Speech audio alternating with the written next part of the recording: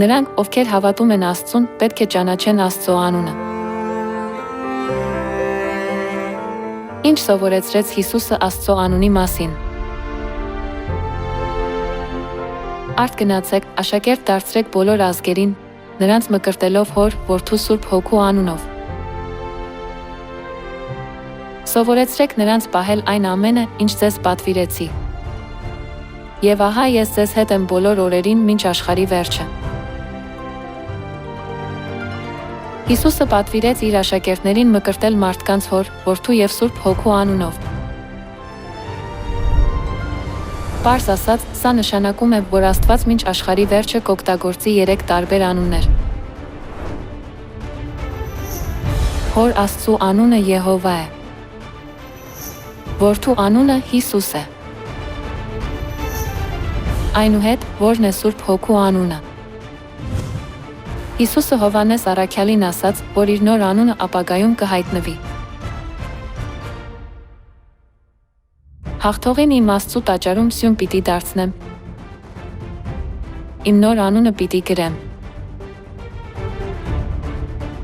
Իմ նոր անունը Հիսուսի նոր անունն է, որը նա Սուրբ Հոգու անունն է։ Հիսուսը վկայեց, որ կլինի ժամանակ, երբ իր նոր անունը, Սուրբ Հոգու անունը, կտրվի։ Հիսուսի նոր անվան մասին մարգարեությունը հանդիպում է նա Հայտնություն 2-րդ գլխում։ Հաղթողին թաքցված մանանայից կտամ, ուտի։ Կտամ նրան սպիտակ ընտրաքար դրա վրա գրված մի նոր անուն, որ ոչ ոք չգիտի, բացի այն ստացողից։ Հիսուսը սպիտակ ընտրաքար է տալիս, որի վրա նոր անուն է գրված, նրանց, ովքեր աղթահարում են, այսինքն սրբերին, ովքեր կփրկվեն։ Ինչ է ներկայացնում ընտրաքարը այստեղ։ Մոտ է կենդանի վեմին, որը